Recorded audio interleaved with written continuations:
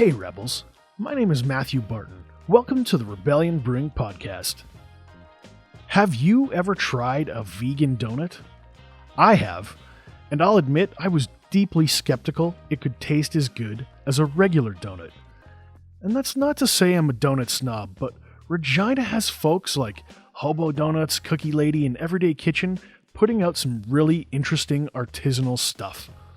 And then my wife told me I had to try a vegan donut by Tangerine. It was possibly the best donut I've tasted in my life. No fooling. And then I tried the coffee from Tangerine while picking up my next vegan donut. And that coffee was lights out, one of the best cups I've ever had. And then I tried a lunch offering when I went back to get a cup of coffee and a donut. And they were also amazing. Aimee Schulhauser is the culinary mastermind behind all of it. Her team is doing some really great work with food in the city, and I'm super excited to sit down with her and talk all about what it is she does. So let's get into it.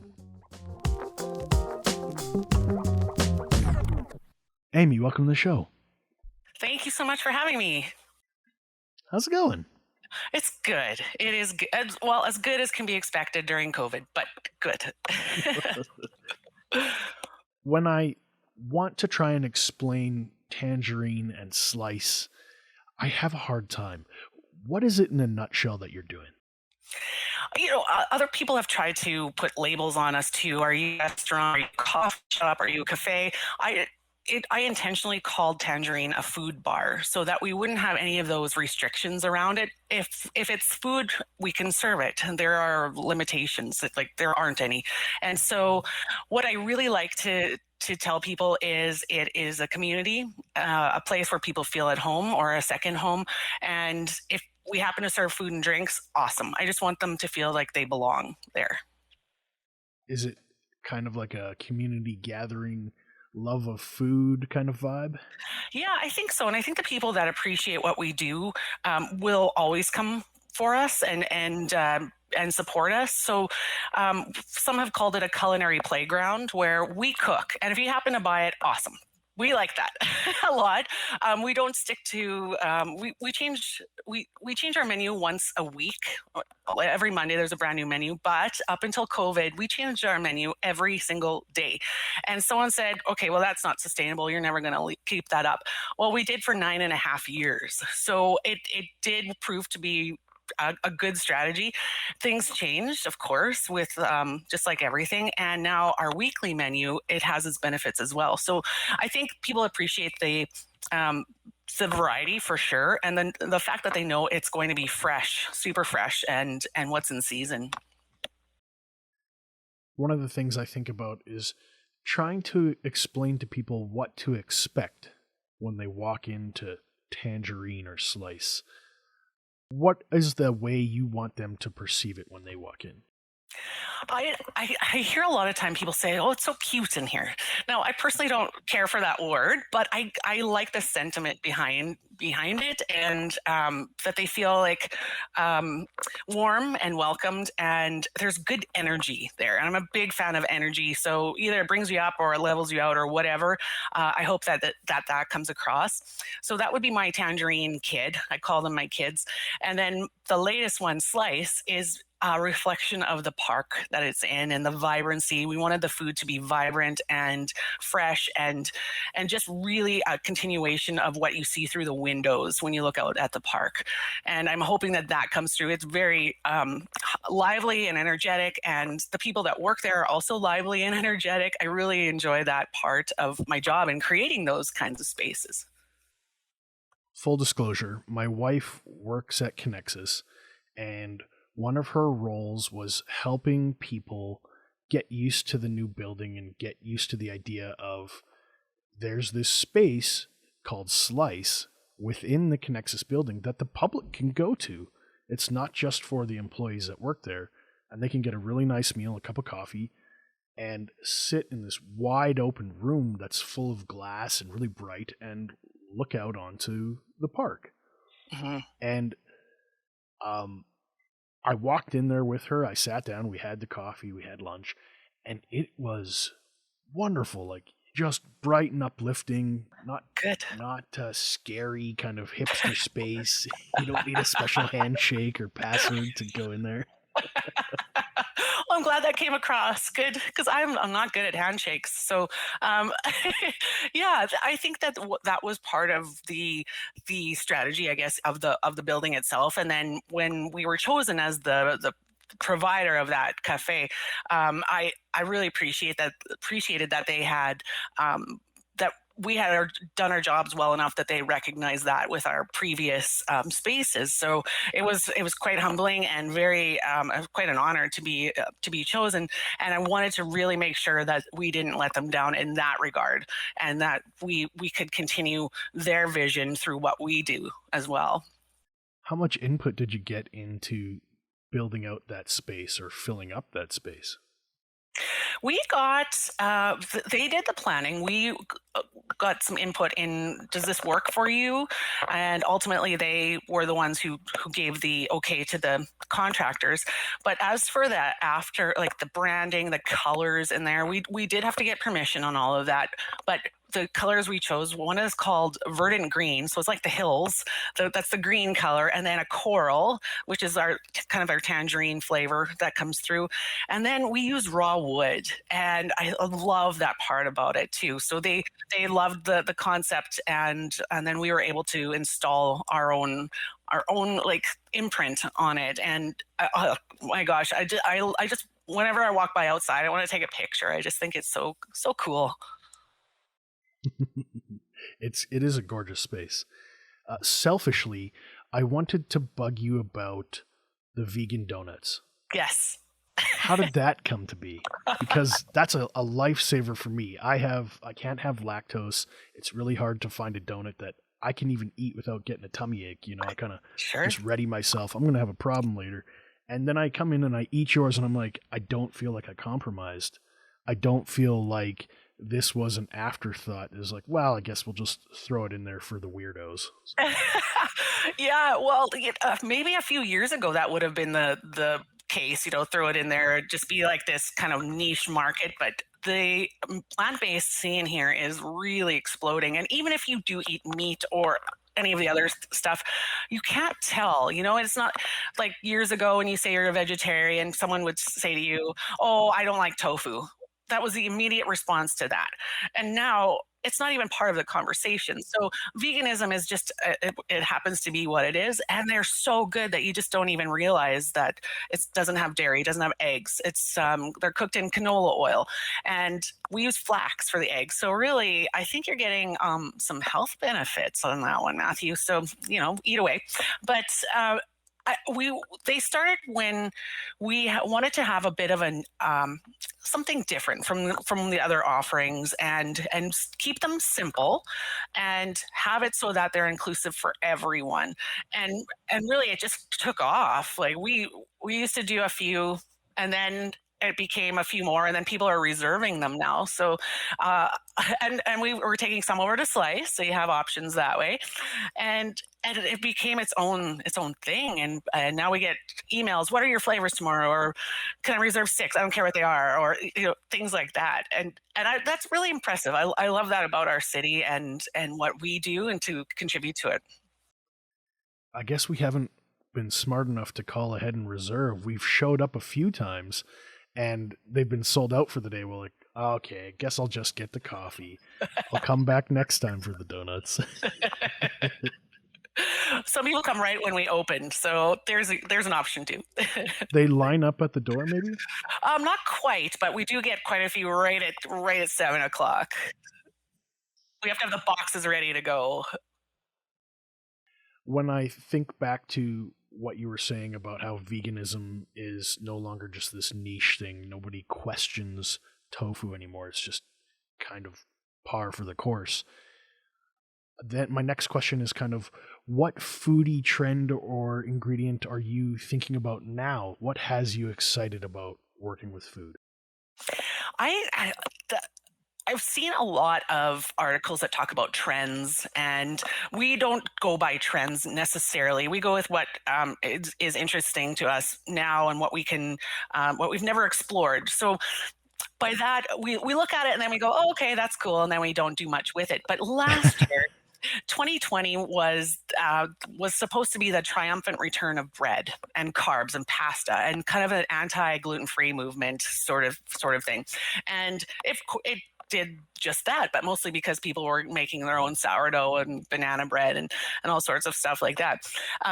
So I look at those and I take them with a grain of salt. And this year was an interesting list. It was quite diverse, and some were contradictory even. So there's going to be a push for hyper local foods. Great, we'll take that. And because of the cultural shifts with, say, Black Lives Matter and being very aware of appropriations in cultures, there's going to be a grassroots development of these cuisines. Now, I am the whitest person you'll ever meet, and I don't have any strong cultural attachments to my Eastern European heritage, but that could come in. I'm really excited to see some traditional foods that are coming out that way, and from our people in our own city and province. But one of the things that I found super interesting is our now attention given to how much food we waste and the way we can use things that we would traditionally throw away. And it comes at a time, I think it was just a few days ago, IKEA came out with a cookbook, and it's called Scraps Book. And they use all scraps of things. And one of the things that I had to print it out even was banana peel bacon. Now, I thought you couldn't even eat banana peels, to be honest. You compost them, you throw them away, whatever. But you take those and you scrape off the white on the inside, and then you can put some flavoring and glazes on them and put them in the oven and make a banana peel bacon out of that. So I was like, oh my gosh, so carrot top pesto and potato peel this and that and all sorts of things. And judging by how much food I know, in my own household, that we throw away, I think that could be the next thing. And the next, am I excited to use it? Yes, I would say so. I've never really thought of it like that. We compost a lot. We feed chickens and pigs on my uncle's farm, so I don't feel as guilty throwing stuff in the bin as I would in the garbage. So yeah, I'm interested to see what comes of that and how people react to it when it's traditionally regarded as waste. And things. If you're going to introduce something brand new, now is the time, I think, because there's so much change that you can put it in there in the mix and it might be more accepted. I kind of want to back up a bit. So does the banana peel taste like bacon? Are you putting a salt and a glaze on it? Yeah, so it's a savory glaze and marinade, and then it's apparent. I haven't made it yet because it's coming though. It has a slight sweetness to it and a slight banana flavor to it. I don't know how I feel about that just yet. I think the possibilities could be really cool. What do you think? Well, I think people would be willing to try it once if it came from Aimee Schulhauser. And then they're like, oh, Aimee, what have you done to us? I have an easy out. I'm allergic to bananas, so if I ate it, my tongue would swell up and I might turn blue. But I could just use my kids as guinea pigs. I'm sure they'd be happy to try it. To me, it sounds like it would be more like a savory fruit leather kind of jerky type thing. Again, I will make it for sure. I just don't know if it's going to take off like regular bacon. I don't know if anything could beat regular bacon. We did bacon wrapped scallops last night, and I was teasing my little guy because he's like, I don't want a scallop. I don't know what that is. He's 5 and he's being a turkey. And I was like, man, I'm going to steal those right off your plate. And he kind of looked at me, and that was my reverse psychology, and he snatched one up and ate it.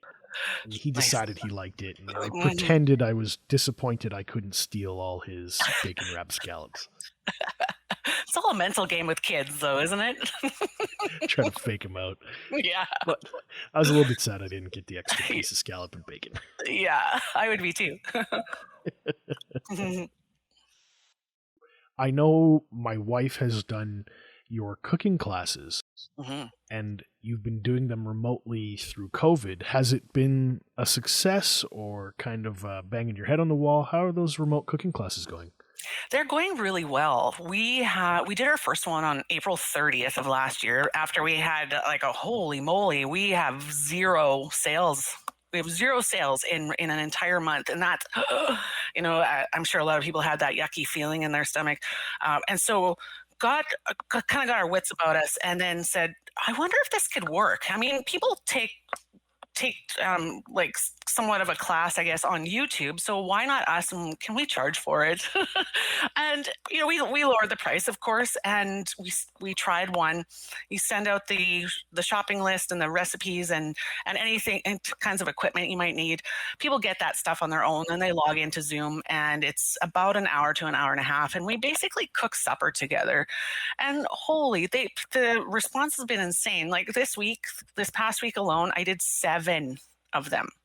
I do 5 this week. I do 6 next week. So we have private classes. We've done family reunion classes over 3 provinces. They're accessible to everyone. We have a lot of people from rural areas who can't necessarily or don't want to drive in for a class. People whose childcare is not stable. They want to join something that is maybe a series, and it's been very enlightening for me and in the accessibility part of it, and making it open for everyone who has an internet connection. And that's been really satisfying and humbling, I have to say, because I didn't think it could, what's the draw of that? And, is our product so good that we can't replicate it online, and just things like that. And yeah, for sure, things change and circumstances change, and people quite enjoy it. It's just an interactive and fun experience. We've had kids classes. We do all sorts of neat stuff. I have to say the seniors, we've had some older people do not know how to mute a mic to save their lives, but hey, that's the worst of it. It's all right. I am not a chef and I am not a cat. Could be yeah. Exactly. The battle cry of the Schulhauser seniors classes. Yeah. When you are engaged in this online learning piece, what are you learning or what are you taking away? You alluded to it a little bit. Yeah, one of them is because I joke around a lot. I don't take myself too seriously, and so when I'm joking around, I don't get the feedback of people like also maybe laughing, and I feel like I'm put on the spot, or people are, oh my God, are they judging me? That fell flat. That was a terrible joke. Just the self-doubt, and I had to get over that. Like, first of all, who cares if my jokes fall flat? I did, but then I got over that, and having to compress all of this knowledge and all of this education and showing people things into a laptop camera, and then I put my cell phone over top of my cutting board, so I have to make sure that translates over the link there, and I can get a good lesson out of it. That's been tough, and it's also not something I'm used to. I'm used to being hands-on, or like, here's how you do it, and can I show you this? And I like the interaction with people in real life. So that part was again humbling, and I learned a lot. Like I know when my mic doesn't work and how to fix it, and I know all sorts of these things too. So I found it as a really great learning opportunity for me as well, and strengthening my skills, because I can't be like looking off of a paper or a book if I've kind of skipped a step or something. You get to be quicker, that's for sure, and make sure that your presentation style works, and my volume at a good level, and did I use too much inflection? All of it is like everyone else this year. This is my new skill set. I think for you, based on what you've just told me, coming out of the pandemic, you're going to be able to go on like the TED Talk circuit and just crush a seminar on what it is you do and how you are an expert. Oh, well, I wouldn't mind that at all. I love this kind of stuff. I just found I really have I don't know, I wouldn't say a knack for it. I just really enjoy the format and it's a performance, really is what it comes down to, and trying to hone that and make that an actual like legit skill I can put on my resume is a win.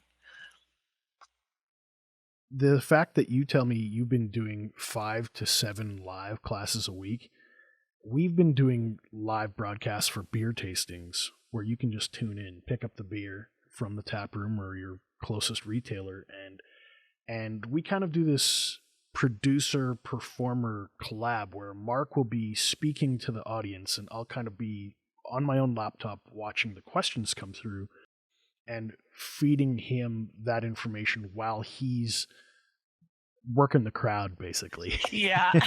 And it works that way, and we can fill an hour, but we've only been doing about one a month, and it's a lot of work. So it really humbles me to hear you're doing it like 5 to 7 times a week. That's sweaty.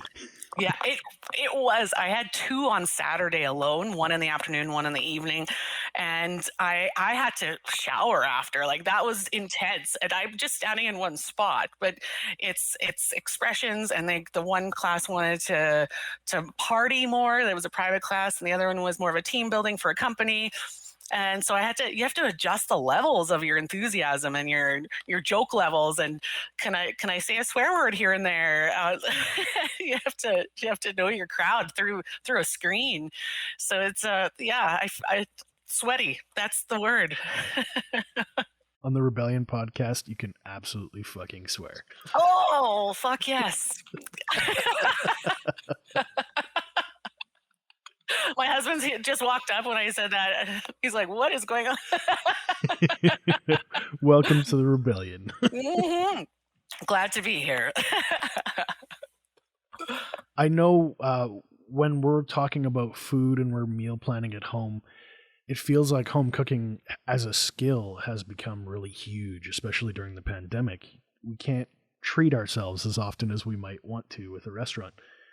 And through your teaching, Allison has added a few extra new dishes to our menu, to the rotation, as it were. Awesome. And one of the things I wanted to ask you was, what's something that you've perfected over the pandemic that you think people just need to absolutely try? Ooh. Well, this is a classic answer. It was perfected before the pandemic, if I may be so humble to say that, is pad thai. Our pad thai recipe, we've honed it over the last, I'm going to say 10 years, because even though the school is only 7 years old, I've been teaching classes for that long. And it was one of our original 6, so to speak, of the classes that we only offered. And from there, tweaked and perfected. And I even have things laid out in paragraph form. And it's a foolproof pad thai, and it's awesome every time. So we teach, actually that's a class that's coming up virtually too that we teach, but any of our Thai classes included, and it's just one for the ages. I think there are a few ingredients, but it's worth the extra work and prep. She had me heading out to the Chinese grocery store to pick up the special ingredients for that pad thai because she had made it based on online recipes, and it was okay. Sorry, her noodles just sucked. They were like gritty and awful.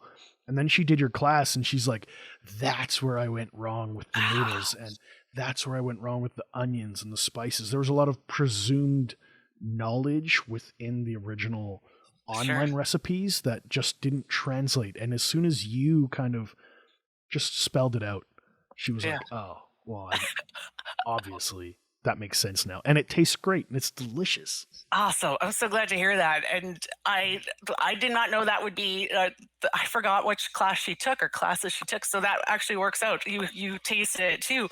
I think that's the essence of a lot of what we do is like, there's just one little tweak that can change the whole course of cooking. And for some people, it's how they grip their knives even.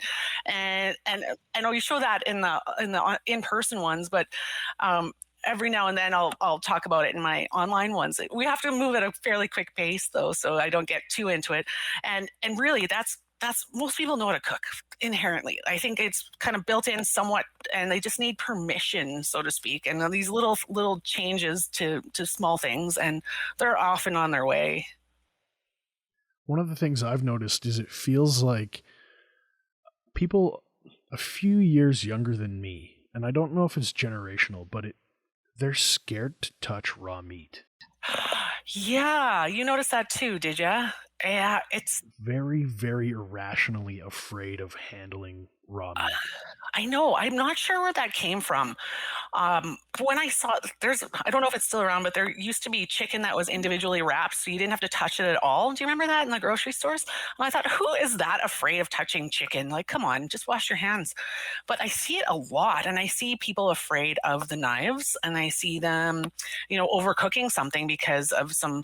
I don't know if their like health program in school was like, raw meat is gonna poison you or something, but we're trying to undo that in what we do. Luckily, they're open to hearing these kinds of things, and we're able to change their mind on some stuff. But if they didn't work in a group of 4 and one person, stepped up and said, "Okay, I'll cook," or I'll, cut the chicken or whatever, then I don't know if they'd ever eat it. I remember seeing those weird ready rip packs where you could just open from the top and then flip and dump the chicken into. I'm like, but what if you got to spatchcock it? Yeah. What if you have to add spices or do a rub? You're never going to touch your food, or I know. Well, maybe I guess they wear gloves. But my rule is, if you're going to eat the food, you need to be able to touch it. Like it kind of is. It does not go hand in hand, and for a lot of people, it doesn't. And I say, how do you feed yourselves, this far into your life? And they say, well, I open a lot of boxes or frozen food or whatever. And I think that's such a missed opportunity for them to enjoy something that's better. And that's part of our mission on this planet, is to make sure that there's just a little more out there for them to learn about and to see what we can do with our food supply. I think what you just said is really inspiring, because you're not shaming people for forgetting where we came from. I think it's been since the 80s kind of this movement away towards easy prepackaged heat and eat. We're just trying to get through the day, to work, to then enjoy the weekend. And we don't want to think about cooking because it's just an extra hard thing that we have to think about. Yeah, I found that too. And I think that there are a couple of things that are changing that. One is the Food Network, because it's elevated the chef to celebrity status, good or bad. I have to say that it can be a double-edged sword. People think that it's easy and it's glamorous, and it's really not. It is not. And the people on TV have slugged it out over thousands of hours in the kitchen, right? However, it does give more light to what we do, and we appreciate that a lot. And the work that does go into it, we highlight that. So that has helped. What also has helped, and as a silver lining to the pandemic, is the actual, the lockdowns and oh my gosh, what are we going to cook? That has given more appreciation to what we do and to what we put into our bodies too. I don't know where that came from. I guess it's well, I do know. I've read a lot about this marketing shifts and TV dinners from the 50s and changes in demographics, and that's a whole other show. But where it came from is not being cool to cook for yourself. Like, it's kind of a badge of honor that you eat out for all your meals at some point, and it is turning around. And I definitely, over this last year, we've noticed it too, and people buying. When there was no yeast to be had, we sold it at our shop. We did a little grocery store with our tables when there was the first lockdown. So we sold a ton of that stuff, and they just kind of fell in love with cooking again, or for the first time. One of the things you said I wanted to circle back to was kind of how people approach cooking. And I know some people want to attach this whole "it's my life" family story, and they get really schmutzy. But for me, I've always found it easier to conceive of as a chemistry experiment. I love that. When my wife got me a new espresso machine for Christmas, and I wanted to understand the grind and the freshness of the beans and how to treat the water. And it kind of, I think it all flowed from my experience with Rebellion, understanding that if you are precise, you can replicate a really good thing consistently. And it Yes. took me about 10 to 15 cups to dial it in. Okay. Like I was That's not having bad. problems just pulling a shot. I couldn't get the pump wouldn't push the water through.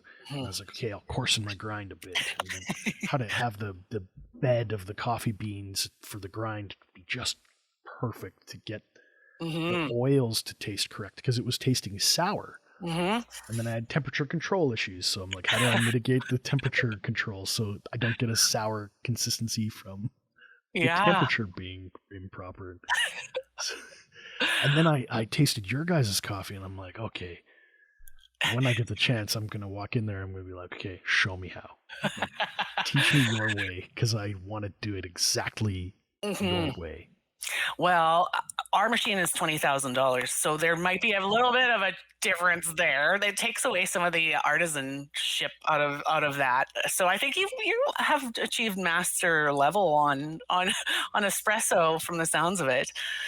Yeah, it's a lot of things are very precise in that way, and some are not. And I actually have a science degree. I have a geology degree, and not exactly chemistry or physics, which I include in a lot of my classes, but it gives me a curiosity and an understanding of how these things work and the way that flavors work. And I find it all so scientific. And sometimes I'll get excited about a scientific principle about heat. Heat's a really important thing, of course, in cooking, and how heat and acid work together, and heat and base work together. And I can just see people's eyes like kind of glaze over. I'm like, isn't this really cool?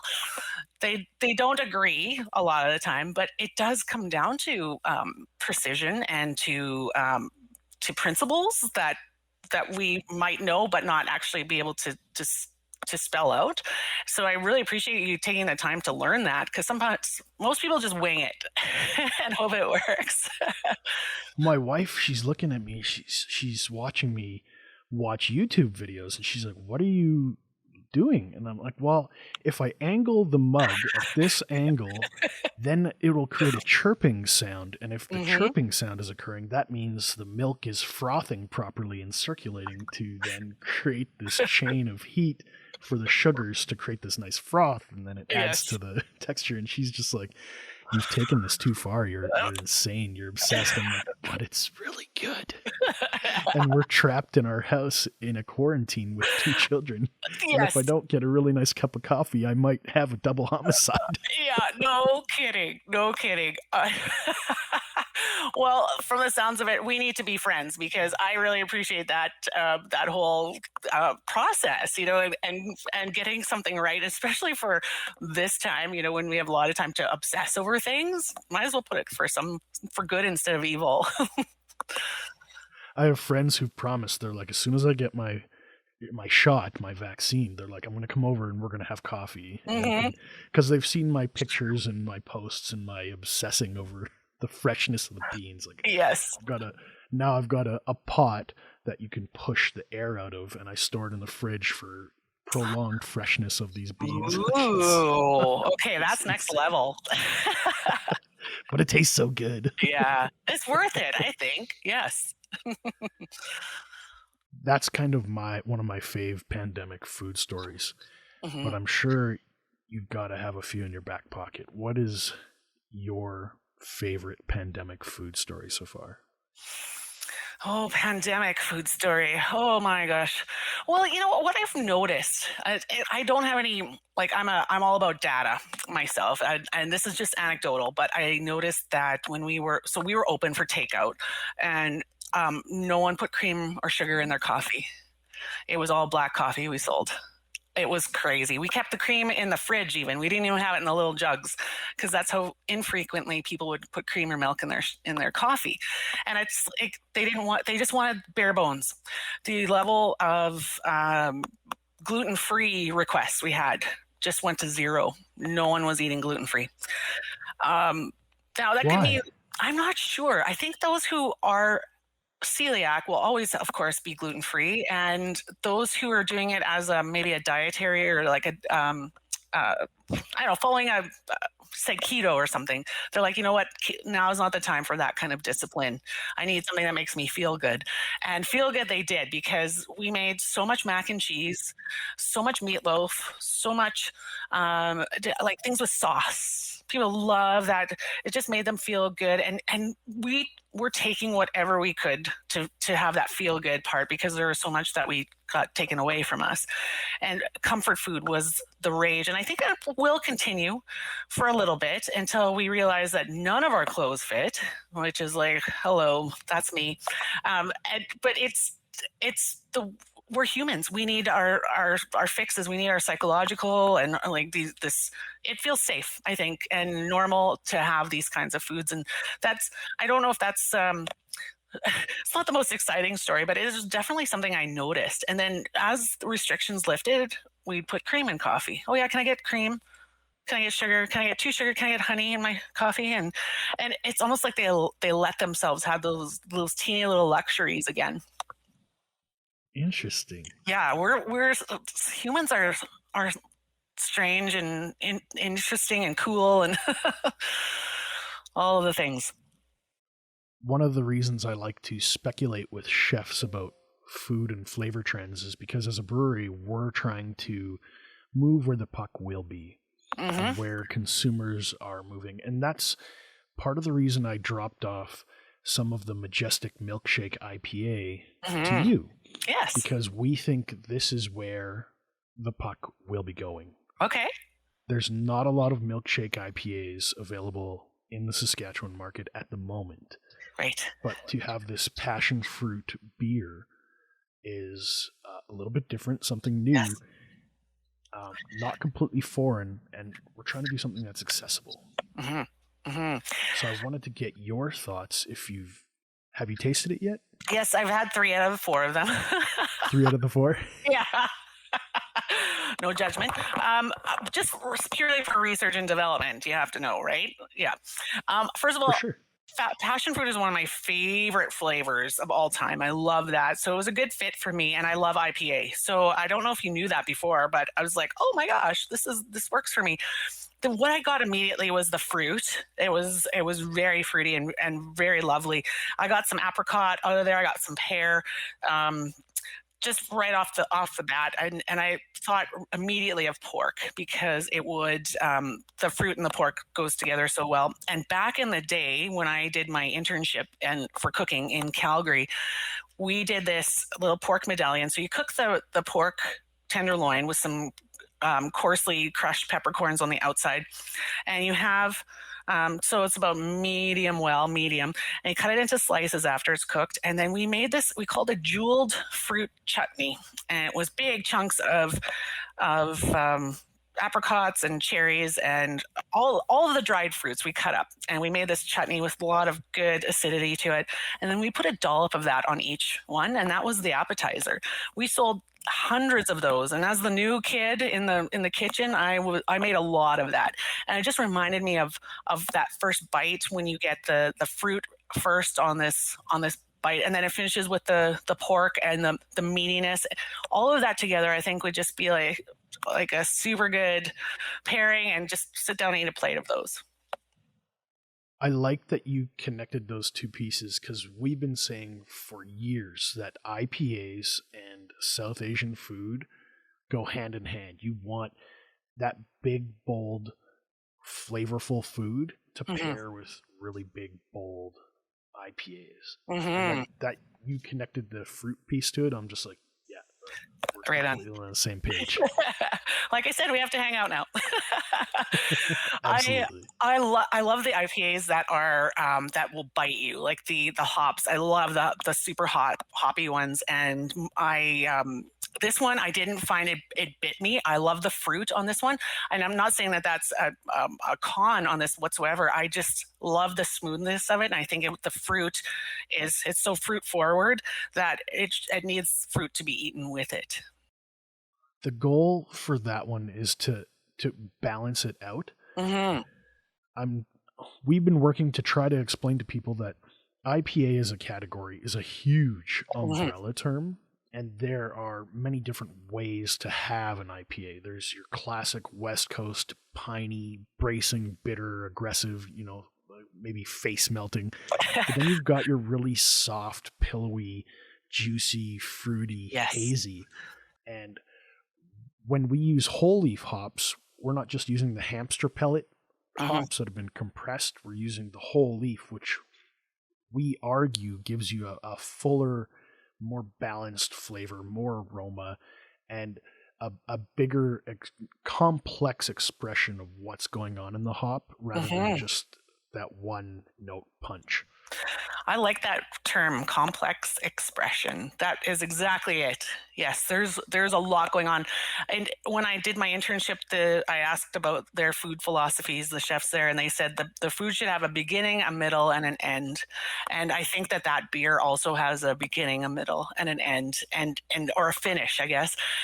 So it pairs beautifully. There's a lot of synchronicity, if you will, with the food. Well, now I just want to throw every single one of our beers at you and just sit down and be like, okay, first sip to last sip, what do you think? Yes, I'm in. If people are interested in checking out your online classes or hopping over to Tangerine or Slice, where can they find more information? Our school's website is schoolhausculinaryarts.ca, and house is spelled Haus. So that's one of the things I always point out. School spelled School. And then Tangerine, the food bar is info. Oh, sorry, that's our email. It's tangerineregina.ca, and then you'll find our Slice link right on that page too. In the spirit of your background with geology, I gotta say, your donuts are very nice, and you shouldn't take them for granted. Oh, oh my God. Classic. I love it. Little dad jokes on a Monday for you. Yeah. Aimee, thank you for your time today. Oh, it's been my pleasure. Thank you.